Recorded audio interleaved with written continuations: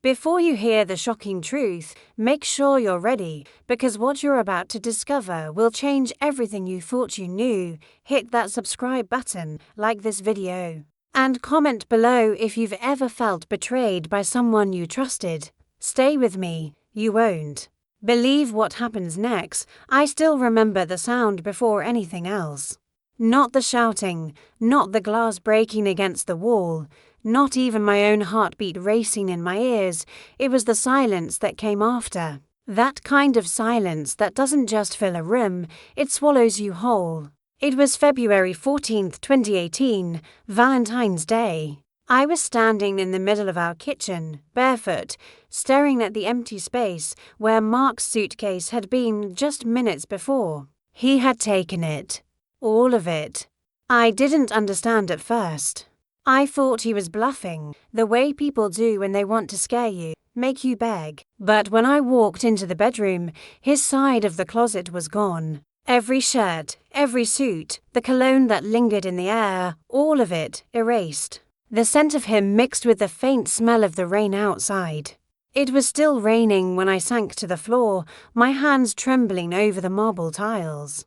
The cold bit through my skin, but I didn't move. Because how do you move when your entire life just left the house without a sound? The phone buzzed on the counter, a message from my sister, "Call me when you can." I couldn't even hold the phone. It was like my hands didn't belong to me. The walls, the photos, the house we'd built together over 13 years suddenly looked staged, like a set that had been abandoned after filming Wrapped.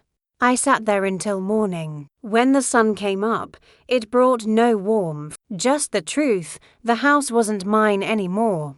Not really. The mortgage had been refinanced behind my back, the savings account emptied. When I went to the bank, the woman behind the glass looked at me with a mix of pity and protocol. "I'm sorry, Mrs. Collins, but the accounts were transferred to a joint business fund 2 weeks ago." Business fund. I almost laughed. Mark didn't even have a business.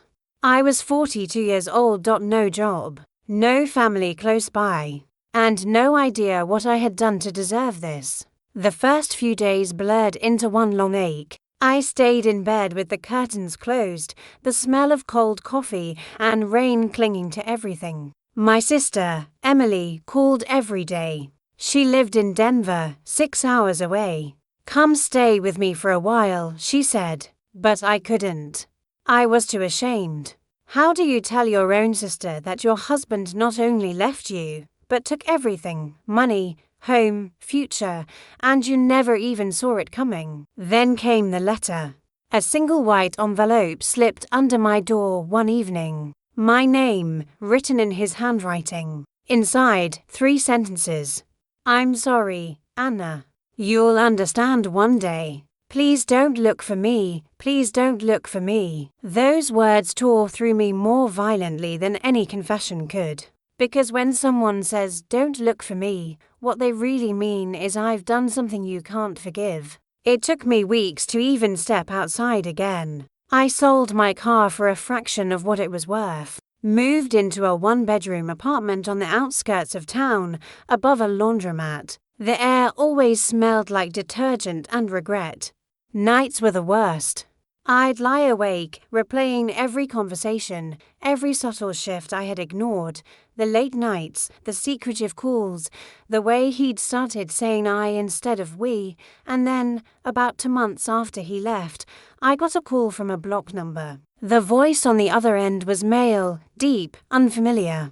"Is this Anna Collins?" "Yes," I said. "This is Detective Ramirez with the Financial Crimes Division. We need to ask you some questions about your husband." I remember gripping the edge of the counter. The floor felt like it tilted beneath me. "My husband, he left. He disappeared. That's exactly what we need to talk about," he said. "Because it appears he didn't just disappear, Mrs. Collins. He took nearly $500,000 from his employer before he did. $500,000. In that moment, everything I thought I knew about the man I loved disintegrated. And yet, even through the shock, the part that hurt most wasn't the theft, or the lies, or the debt I was now entangled in because my name was on the papers. It was the fact that I still missed him. Even knowing what he'd done, I still found myself reaching for his side of the bed some nights, as if love could still exist in the ruins he left behind. But that was only the beginning. Because what I didn't know then was that Mark hadn't just run away, he had left behind something far worse than debt or betrayal. Something that would make me question every truth I had ever believed about my family, my marriage, and even myself. The detective's words echoed long after the call ended. $500,000. Fraud, my name on the papers. The rain outside had turned into sleet, thin sheets of ice tapping against the window, like the world itself was whispering, "You should have known." But I didn't know. Not even a hint. 13 years of marriage, and I hadn't seen the man sleeping beside me for who he really was. Over the next few weeks, I became a ghost in my own life. I woke up early, called lawyers, called the bank, called people who barely remembered my name but somehow had control over my future. My savings gone. My credit score ruined. And yet every official letter that arrived in the mail had the same cold tone. "You are legally responsible as a co-signer." The detective, Ramirez, started visiting. At first, I thought he pitied me, but he was kind in a quiet, steady way that I hadn't realized I needed. He brought case files, photos, dates, and truths that cut sharper than any accusation. "Your husband withdrew most of the money in cash before vanishing. There were reports he was seen in Nevada," he said, sliding a photo across my kitchen table. The image was grainy from a security camera. A man resembling Mark stood near a gas station in Reno, his head tilted down, a woman beside him, blonde, younger, smiling. For a long time I couldn't breathe. "That's not possible," I whispered. But it was. That night, I stared at the photo until the edges of it blurred through my tears. The betrayal had layers, not just financial, not just emotional, but spiritual. Every memory of him began to rot from the inside out. Our anniversary trips, the little notes he used to leave me on the fridge, "You're my home," always, now they felt like props in a performance. Then, one morning, as I was sorting through old documents, I found something that didn't belong. It was tucked inside a file of mortgage papers, a sealed envelope marked for Anna, "If I'm gone." My hands trembled as I opened it. Inside was a handwritten letter and a key. "If you're reading this, it means everything has collapsed. Go to the storage unit on 8th Street, Unit 42. Don't trust anyone. Not even your family." I felt sick. Not even your family? What could that mean? I went the next day. The air was cold, the kind of cold that makes you aware of your bones. The storage facility was quiet, rows of steel doors stretching into the distance. My key fit perfectly. When I pulled up the door, the fluorescent light flickered on, revealing boxes stacked neatly, almost obsessively labeled, photos 2003 to 2011, receipts, contracts. And one that stopped my breath, Emily, my sister's name. I stood frozen. For a moment I thought maybe it was a coincidence, maybe it was something harmless, like a photo album. But deep down, I knew it wasn't. My sister and Mark had always been complicated. She never liked him, or at least that's what she said. But now I wasn't sure who had been lying to whom. I opened the box. Inside, there were photographs, dozens of them. Some were old, family gatherings, birthdays, dinners where everyone looked normal. But at the bottom, there was a folder. Inside, printed emails. Dozens of them. Between Mark and Emily. Dates, names, and something worse, bank transfers. I read through shaking hands. My sister had been sending him money. Or he'd been sending it to her. The amounts varied, but together they formed a pattern and a secret that had been carefully hidden for years. When I called her that night, she didn't answer. I left a voicemail, trying to keep my voice steady. "Emily, I found something. You need to tell me the truth. Please." She called back at midnight. Her voice was flat. Anna, you don't understand what you're doing, what I'm doing. You've been lying to me. Listen to me, she said, almost whispering. You have no idea who Mark really is. He's not the man you think he was. And if you value your life, stop digging. Then the line went dead. I sat in the dark for a long time after that, listening to the sound of my own breathing. My heart was pounding, not from grief this time, but from something colder, fear. For the first time, I realized that this wasn't just a story about betrayal or stolen money. There was something else. Something my sister knew that I didn't. The next morning, I packed a small bag and drove to Denver. I didn't tell anyone. I needed to see her face when I asked her the question that had been eating at me since that night. What did you and my husband hide from me all those years? But what I didn't know, what I couldn't know, was that the truth waiting for me in Denver would destroy every remaining piece of the life I thought I had left. The drive to Denver felt endless. 6 hours of grey highways, melting snow, and the kind of silence that fills the car like static. I didn't turn on the radio. I didn't need music, I needed answers. Every mile pulled me deeper into something I didn't understand, something darker than betrayal. I could still hear Emily's voice from that call. If you value your life, stop digging. When I reached her house, a small, cedar-sided home at the edge of Lakewood, the air smelled like pine and cold iron. She opened the door before I could knock twice. Her eyes looked hollow, ringed with sleeplessness. For a moment, neither of us spoke. You look terrible, she said quietly. I could say the same to you. She stepped aside and let me in. The house was warm to warm. The fire in the corner hissed, casting gold light on the family photos lining the mantel. Her husband Tom, their son Jake. Normal, perfect. A life untouched by disaster. But I knew better now. I sat down at the kitchen table. I found the storage unit. Her face went pale. I saw the box. I continued. Your name. The emails. The transfers. You're going to tell me what's going on, Emily. Right now, she poured herself a glass of whiskey, her hand trembling slightly. Anna, she said, sitting across from me, there are things you don't know about Mark. Things I kept from you because I was trying to protect you. Protect me? You were sending him money. Were you sleeping with him too? The words came out harsher than I meant, but she didn't flinch. It's not what you think, she said. Mark wasn't who he said he was. He was running from something, and so was I. The silence stretched between us like a wire pulled tight. I felt my stomach twist.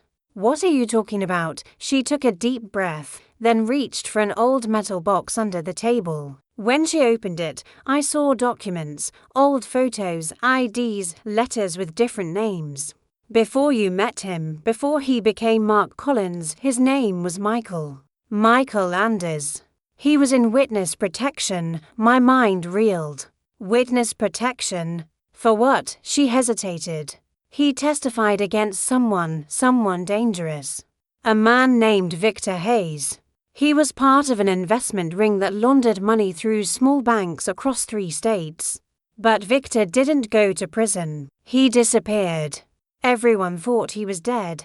And what does that have to do with you? I asked. Her voice broke a little when she answered.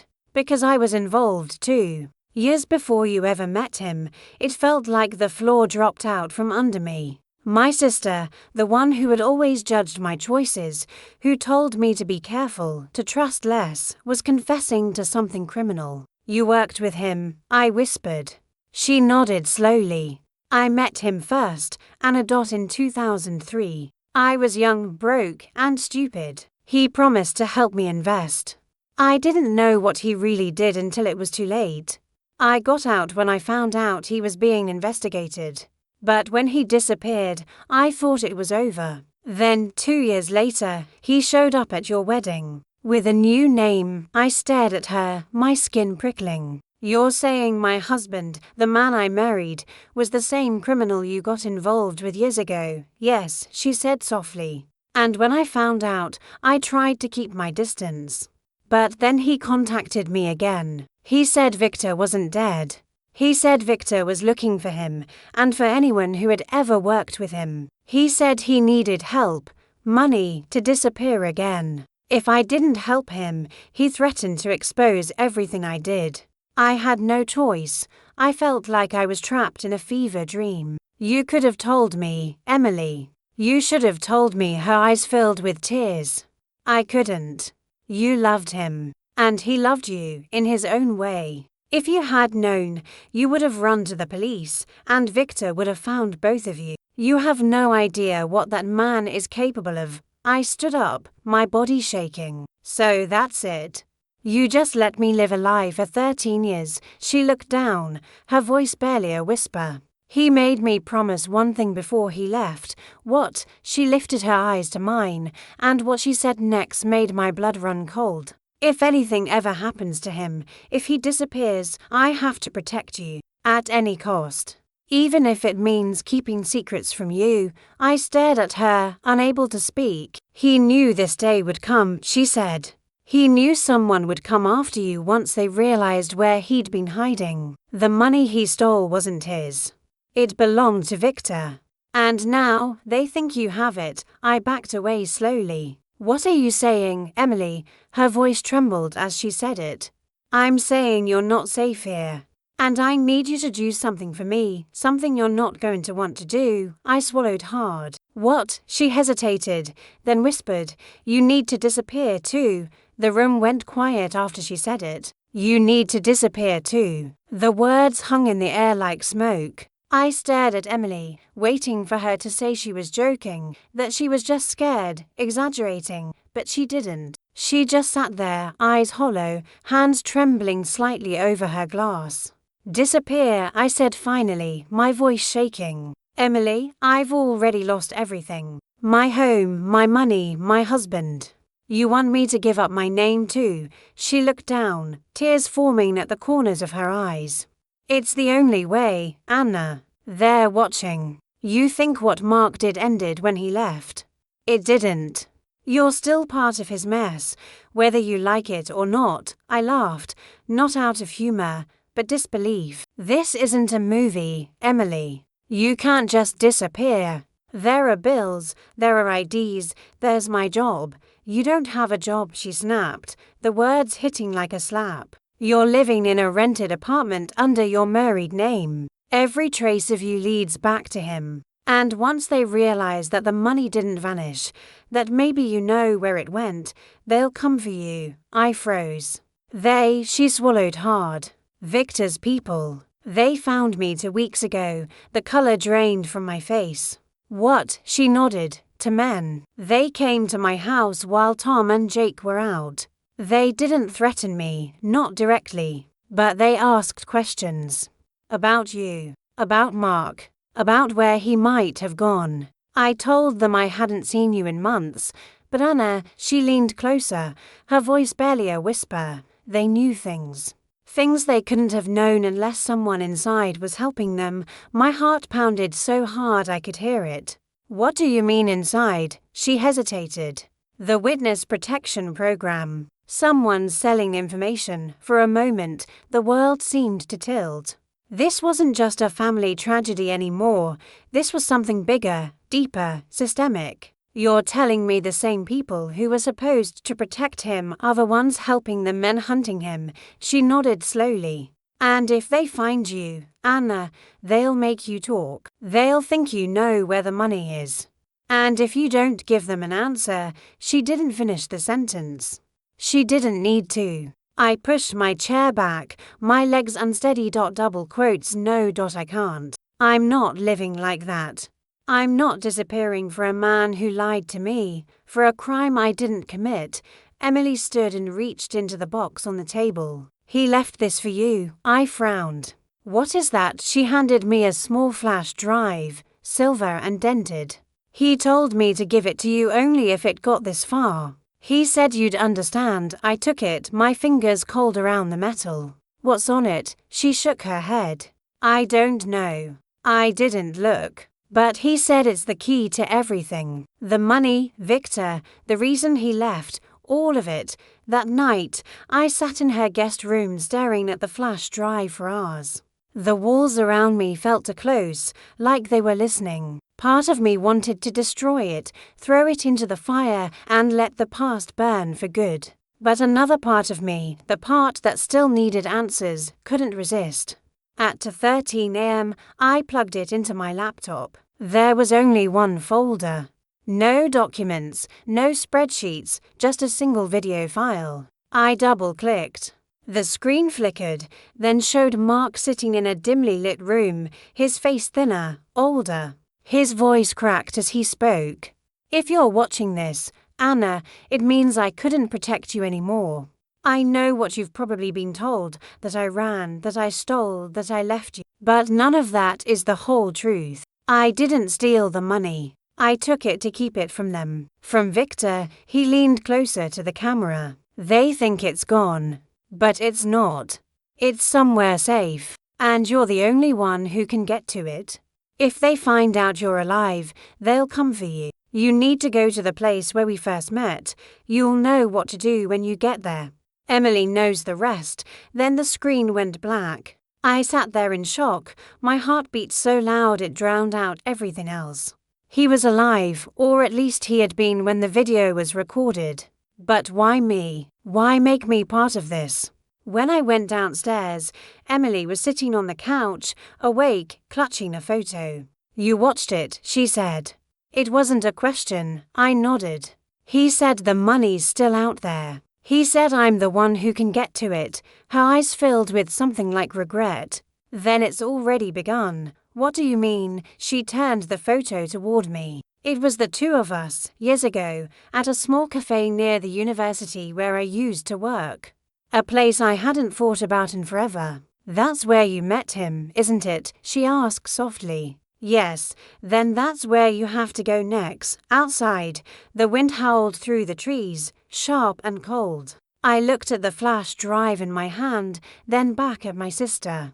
Everything in me wanted to scream, to refuse, to run, but something deeper told me this was the only way forward. The next morning, I packed a small duffel bag. Emily hugged me at the door, her arms shaking. "Don't call me," she whispered. "Don't come back here.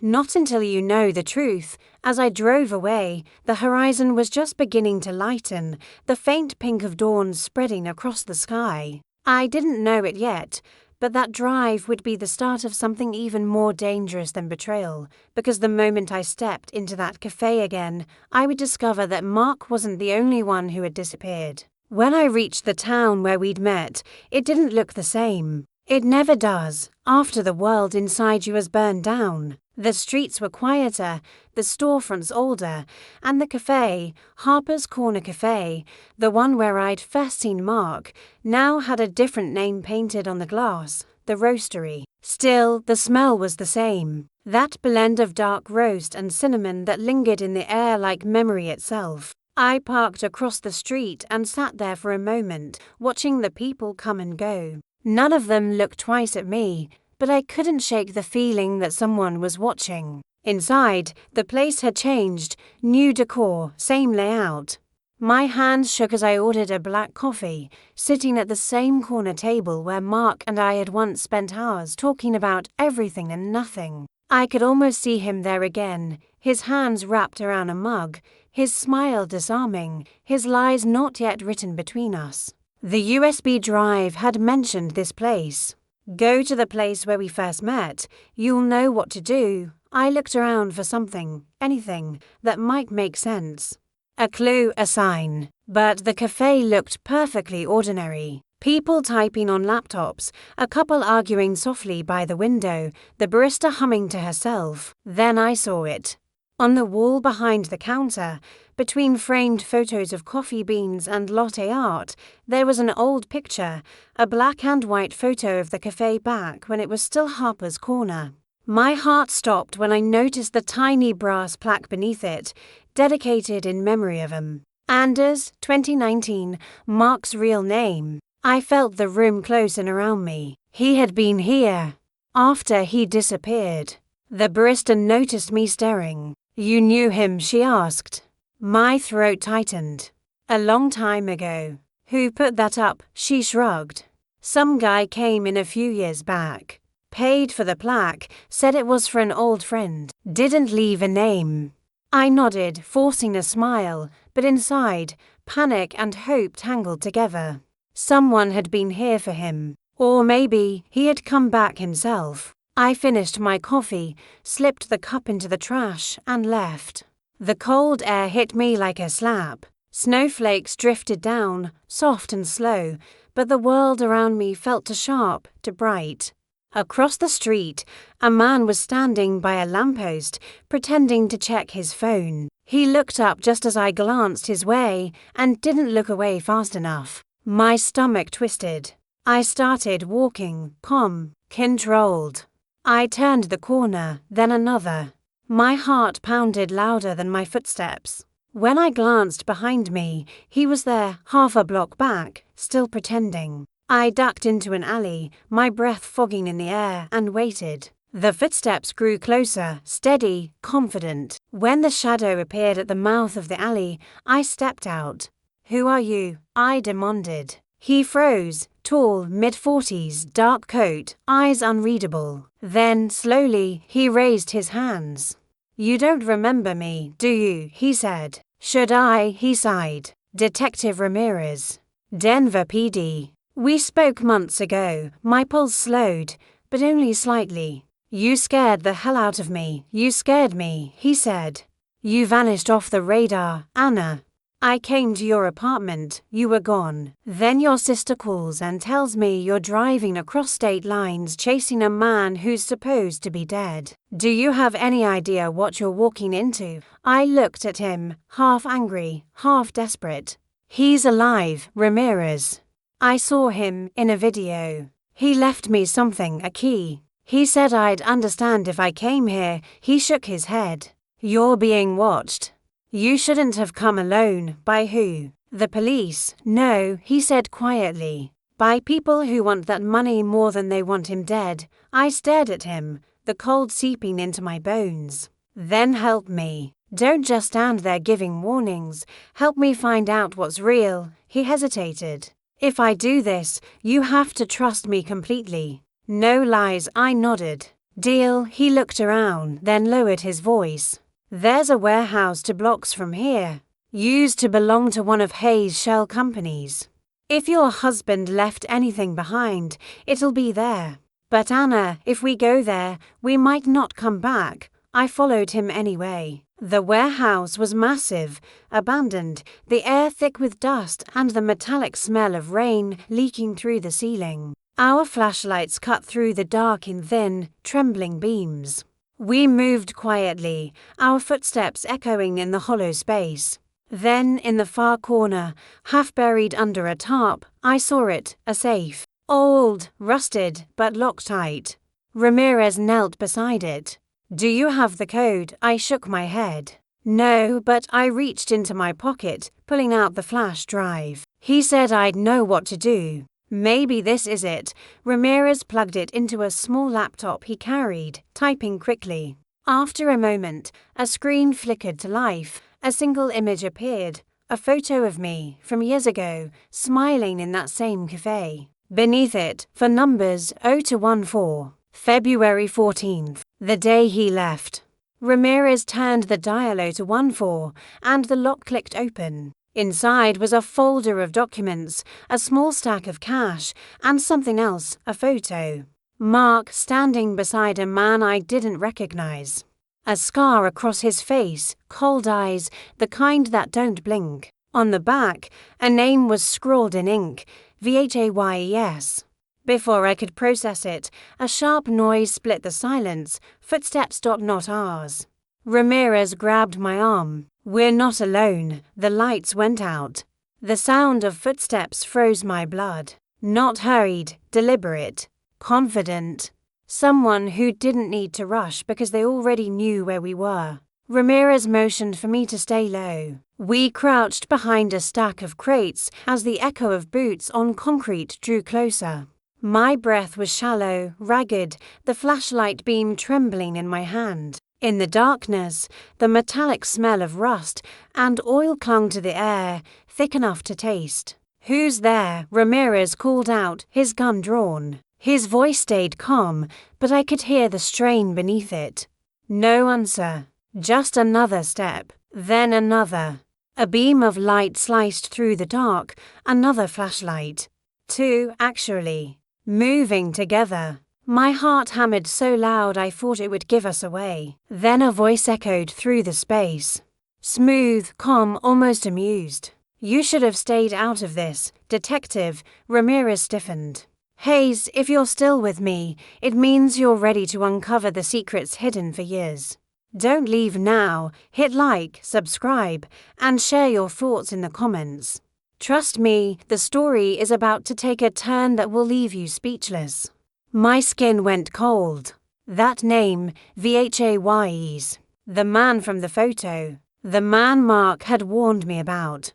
Hayes stepped into view. He was taller than I expected, wearing a dark coat, his scar catching the light like a blade.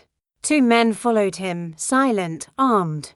His eyes found me immediately, and he smiled, slow, cruel. "So this is the famous Anna Collins. Or should I say, Anna Anders." I couldn't move. "How do you know that name?" I whispered. He chuckled. "Because your husband told me everything." Before he ran, Ramirez aimed his gun. "You're lying." "Am I?" Hayes said softly. "He came to me before he disappeared.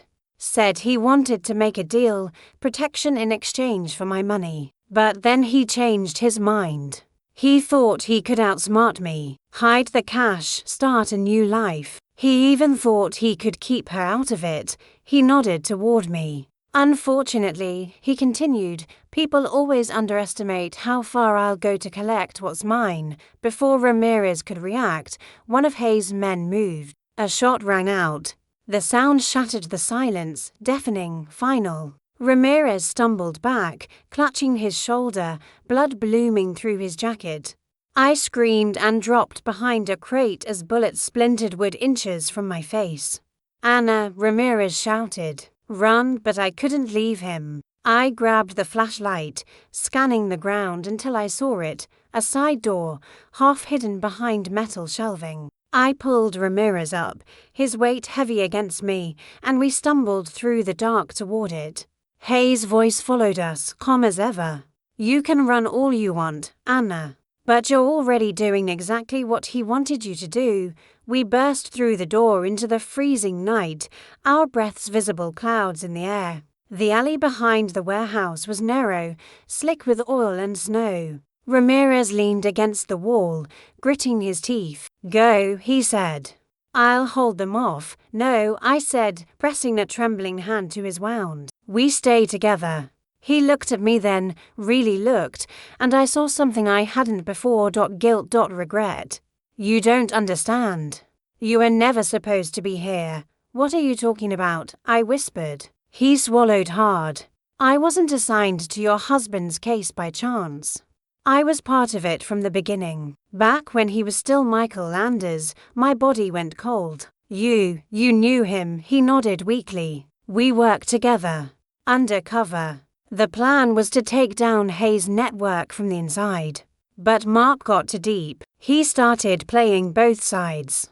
And when it all collapsed, the agency cut him loose. The agency." He met my eyes. "The witness protection wasn't for him, Anna. It was for you." I froze. "What?" He winced, the pain dragging his voice down to a whisper. "You think Mark married you because of love, and maybe that was part of it. But it started as an assignment. You were the leverage. The daughter of a banker connected to one of Hayes' shell accounts. You were his way in." I felt the world tilt beneath me. My father. My family. Me. "You're lying." Ramirez shook his head slowly. "He was supposed to use you. But then he fell in love with you. That's why he ran. To protect you from both sides." I backed away, my breath coming in short gasps. The truth felt like ice in my veins, every memory rewriting itself, every word, every kiss, every promise now painted with manipulation. "Anna," Ramirez started, but headlights flashed at the end of the alley, cutting him off. A black SUV roared toward us. Hayes men, go, Ramirez shouted again. There's a train yard 2 blocks east. He left something there for you. It's your only chance. I hesitated, tears blurring my vision. What about you? He gave me a weak smile. I've made enough mistakes. Maybe I can fix one. The gunfire started again before I could respond. I turned and ran. My boots slipped on the ice, the air burning in my lungs. Behind me, I heard one last gunshot, and then silence. I didn't look back. When I reached the edge of the train yard, dawn was breaking, thin light cutting through the fog, painting the tracks in silver. I collapsed against a fence, shaking, covered in blood that wasn't mine. And then I saw it, a small metal box tucked beneath an abandoned railcar, marked with a single letter scratched into the surface. My name. I reached for it with trembling hands. Whatever was inside, I knew it would either save me or destroy whatever little truth I still had left. The box was cold against my skin, heavier than it looked. My hands were trembling so badly I almost dropped it. The fog was thinning, and the first light of dawn caught on the metal surface, turning it almost gold. For a second, I just stared at it, terrified of what I'd find inside. Then I heard it again. That voice in my head, his voice. Whatever happens, Anna, don't believe everything they tell you. I opened it. Inside, there was a folded letter, a small flash drive, and a photograph. The photograph was old, taken in what looked like a government office. There was Mark, clean-shaven, wearing a suit and an ID badge. But he wasn't alone. Standing beside him was my father, smiling, holding a document stamped with the same emblem that I had seen on Ramirez's badge. The world seemed to tilt. I clutched the photo, staring at the date printed in the corner, September 12, 2003. That was the year Mark and I met, the year my father suddenly retired early for health reasons, the year everything started. I unfolded the letter. His handwriting was unmistakable, neat, deliberate, the way he used to write grocery lists as if they were state secrets. Anna, if you're reading this, it means I failed. I didn't protect you the way I promised. You'll hear 100 versions of what I did, that I stole, that I lied, that I used you. Some of it is true, but not all of it. You were never supposed to be part of this. Your father wasn't just a banker. He was funding a project that should never have existed. When I met you, I thought I could use you to get to him. But then I met the real you, and everything changed. They'll tell you I ran because of greed.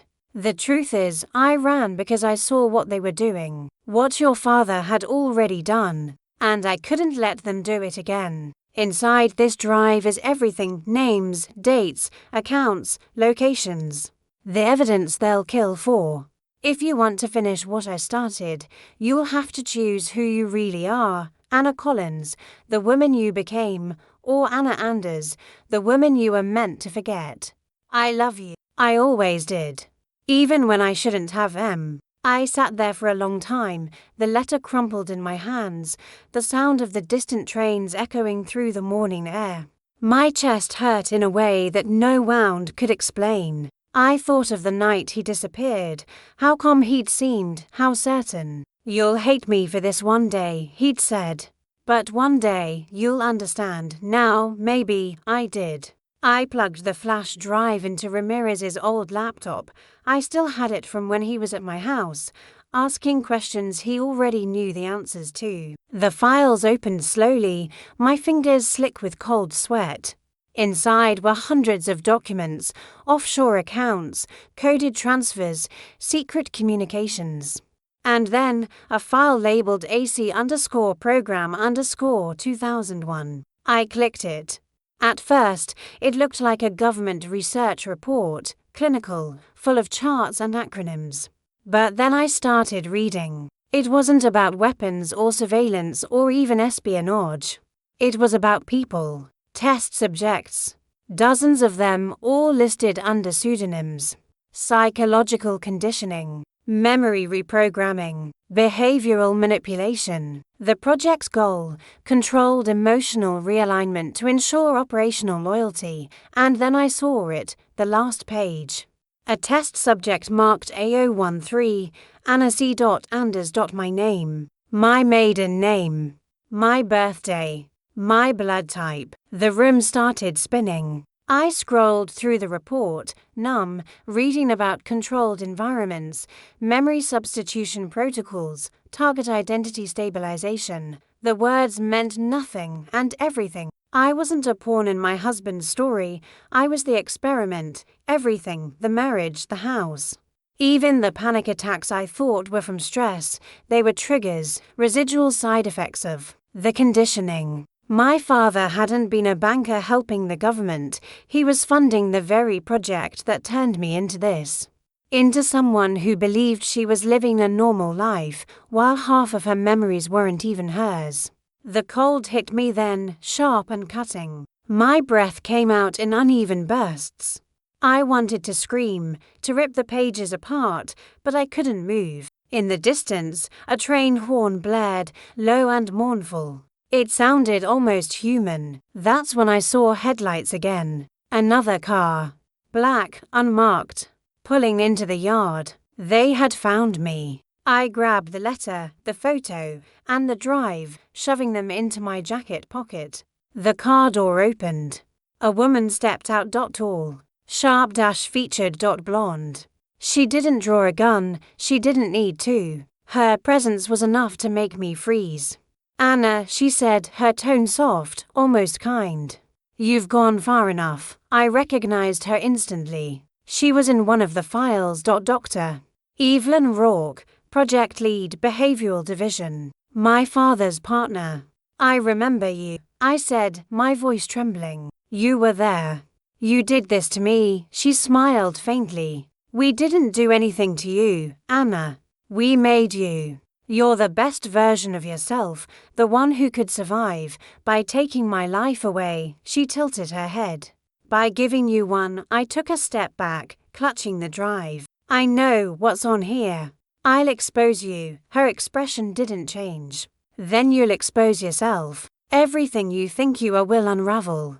Are you sure that's what you want? Her calm terrified me more than any weapon could. I turned and ran again, across the tracks, past rusted freight cars, into the fog.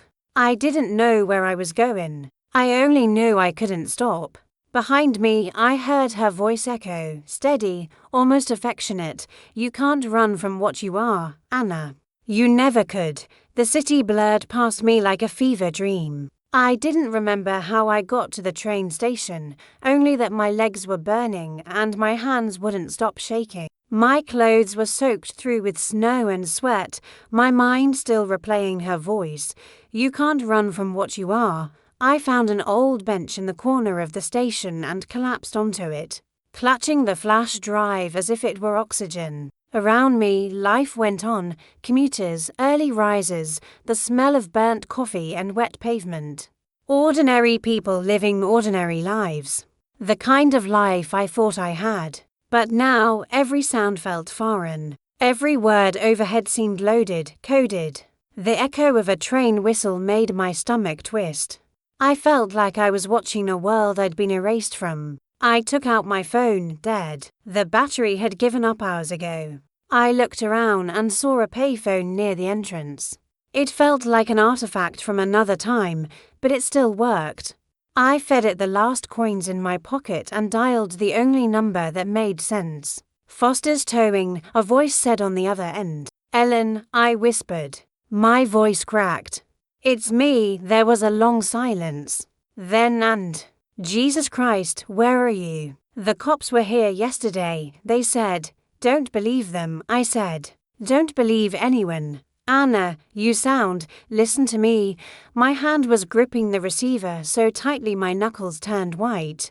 I need a place. Somewhere safe. Somewhere no one will find me. Ellen hesitated. You remember that cabin you and Mark used to go to? By the lake. I still have the key. Nobody's been there in years. The lake. Of course. I remembered that place, or at least I thought I did. Summers by the water, evenings by the fire. But now I wondered if those memories were even real, or just another piece of the program designed to make me feel safe. "I'll find it," I said. "Anna," Ellen's voice softened. "Whatever's happening, don't go alone." I hung up before I could answer. The drive to the lake took 5 hours. I borrowed a stranger's phone to order a rideshare under a fake name, paid in cash at rest stops, and switched cars twice. Every time I saw headlights in the mirror, my heart leapt into my throat. By the time I reached the cabin, night had fallen again. The air smelled like pine and rain. The lake was completely still, reflecting the moon like glass. The house stood exactly as I remembered, small, wooden, half forgotten. But something inside me whispered that this place had seen too much.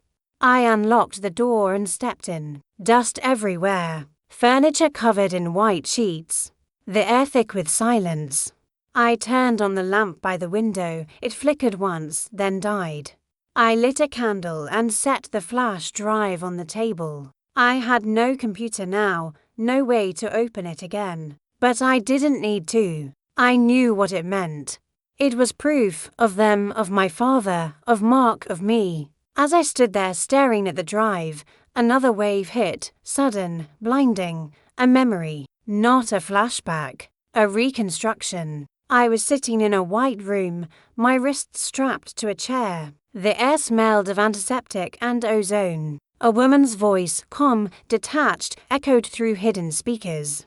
"Subject A013, please recite your designation." My voice, younger, terrified, replied. Anna Collins, a pause. "No," she said. Again, my throat trembled. "Anna Anders, good," the voice said. "Now forget that name." I gasped and stumbled backward, knocking the candle over. The flame sputtered out.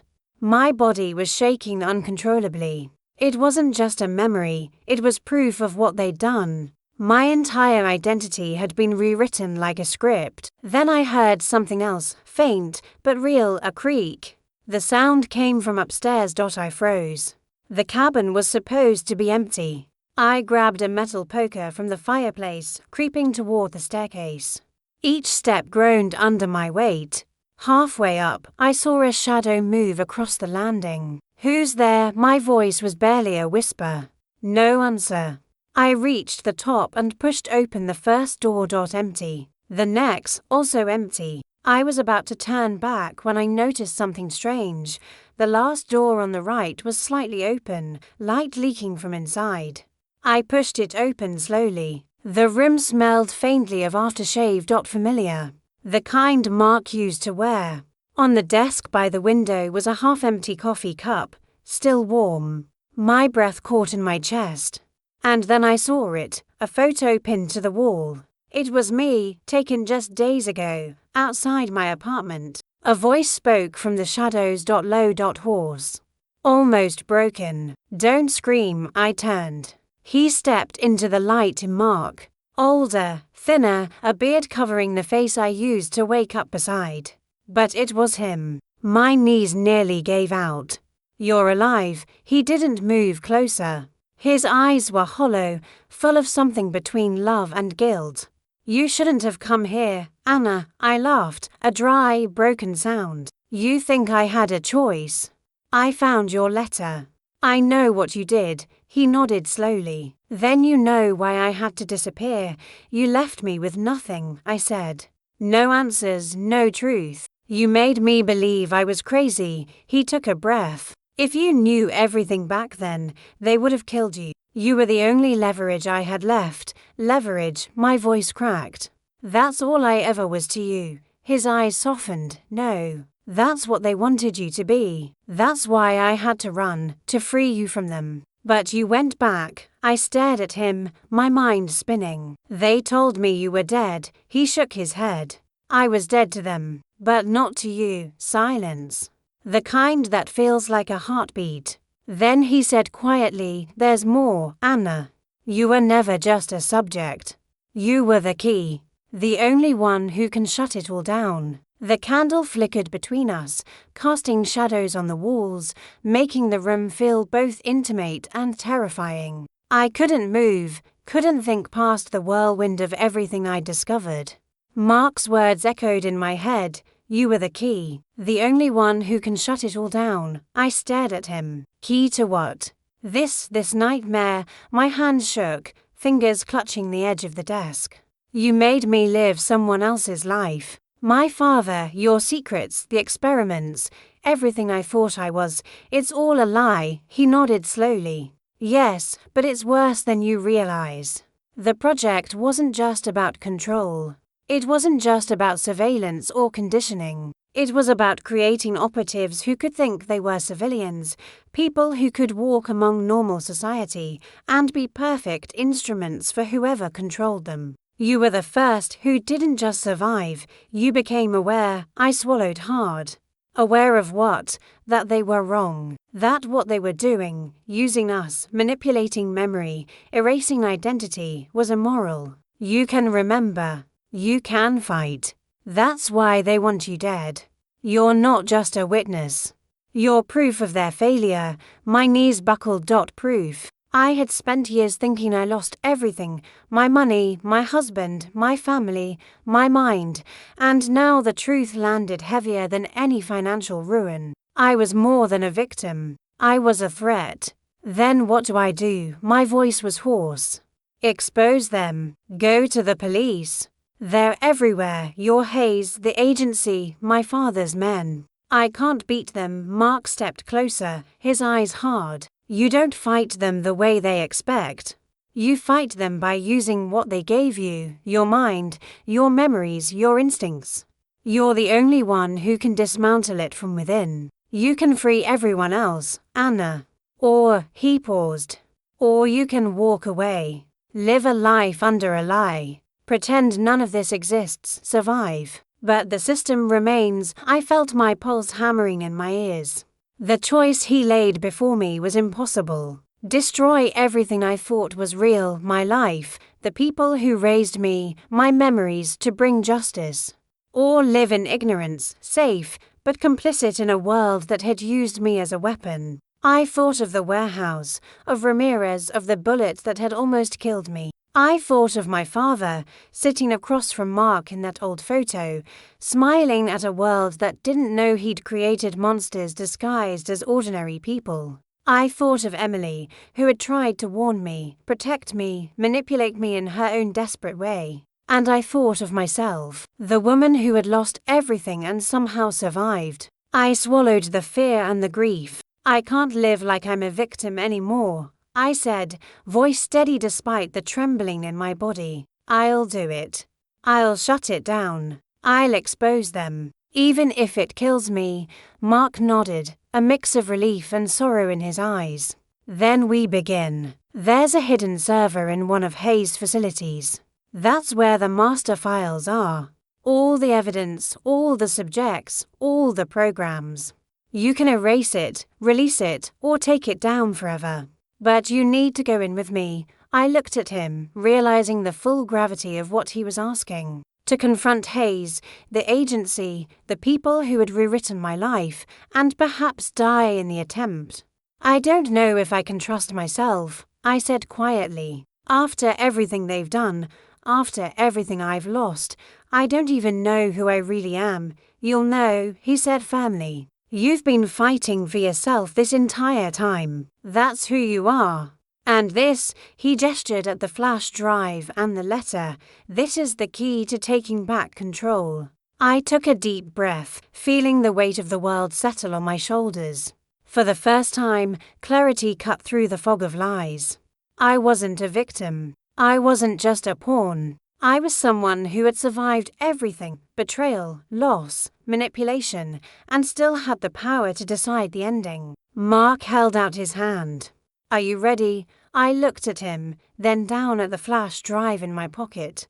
The faces of the people I loved, the people I lost, the people I could still save, they swirled through my mind like a storm. I'm ready, I said. And just like that, the impossible became real. The plan to take down Hayes, the project, my father's legacy, everything began. Outside, the wind swept across the lake, cold and sharp, carrying the faintest hint of dawn. I knew the next steps would be the hardest of my life. But for the first time in years, I wasn't running. I was moving forward. Forward into truth. The facility loomed ahead, a massive, steel-grey structure half hidden by mist.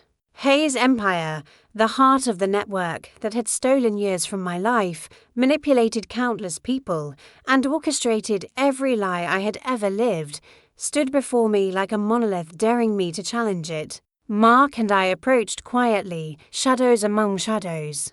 The flash drive in my pocket felt heavier than ever, carrying the weight of truth and vengeance. Every step toward the entrance was deliberate, every breath measured. I could feel my pulse in my throat, a drumbeat marking the final act. Inside, the air was cold, sterile, and buzzing with the hum of servers. The smell of ozone and electronics made my stomach twist, but I kept moving. Hayes' voice came from the shadows, smooth, amused, like he'd been expecting us all along. "Well," he said, stepping forward, Scar catching the light. I wondered how long it would take for the little prodigy to realize the game was hers to play. "You took everything from me," I said, my voice stronger than I felt. "Everything my life could have been. And now it ends here," he smirked. "Do you think a girl like you can destroy what men like me have built? You're a child playing with fire." I ignored him, walking straight to the main console. Mark followed, keeping Hayes' guards distracted. My fingers hovered over the keyboard. The flash drive contained the evidence, the master codes, the names of everyone involved, every subject, every experiment, every transfer of power. This was my chance to erase the network forever, to release the files to the world, to reclaim my identity not as Anna Collins, not even Anna Anders, but as myself. Hayes lunged, but Mark intercepted him. A brief scuffle, the sound of metal against metal, shouts, grunts. I didn't look back. I focused on the drive, the screen, the passwords he had left in his letter. My hands typed with a precision I didn't know I had, driven by anger, grief, and the sheer need for survival. Lines of code ran across the monitors. Progress bars filled slowly. Hayes' shouts echoed behind me, but I didn't falter. Every second brought me closer to undoing years of manipulation, to ending the program that had rewritten my life. Finally, the last line of code executed. The system began to collapse. Alerts screamed, red lights flashed, and an automated voice counted down, system termination initiated. Hayes froze. His confidence faltered as the machines around him died one by one. "This isn't possible," he said, disbelief twisting his face. I turned to him, eyes blazing. "It is because I am possible. I survived. And I choose who I am." He lunged again, but Mark tackled him. Security alarms blared as the facility began to lock down. Smoke filled the room. I grabbed Mark's hand, pulling him toward the emergency exit. We ran through corridors, down stairwells, and out into the early morning light. The facility behind us groaned and shuddered, a living testament to its collapse. Outside, the dawn was breaking fully, the lake reflecting pink and gold. For the first time in years, I could breathe without fear, without deception pressing on my chest. The air felt real, unfiltered, and mine. Mark looked at me, silent, the weight of all we had endured reflected in his eyes. I looked back, feeling the truth settle in me like sunlight. "It's over," I whispered. "Not just over," he said, smiling faintly. "You won," I nodded, feeling the strength of that victory, but also the cost. I had lost so much, years, memories, innocence, but I had gained myself. Every lie, every manipulation, every heartbreak had led to this moment of clarity. I turned toward the horizon. The lake shimmered, the trees swayed gently in the morning wind, and somewhere in the distance, the world carried on, oblivious to the war I had fought and won. I had lost everything once. But now I had the most important thing, the the power to define my own life, to choose love, truth, and freedom. And this time, no one could take it from me. I held the flash drive in my hand one last time, then tossed it into the lake. It sank quickly, swallowed by the dark water, taking with it the ghosts of the past, leaving only me, alive and unbroken, standing at the dawn of my own life. The wind touched my face, cold, sharp, and full of possibility. I closed my eyes, breathing deeply. The past was gone. The lies were gone. I was here. I was real. And for the first time in years, I felt free. Now that you've seen the full story, the truth that no one was supposed to know, what would you do if your whole life turned out to be a lie? Comment your thoughts below. Hit that like button if this shocked you, and subscribe to join the journey of stories that will stay with you long after the video ends.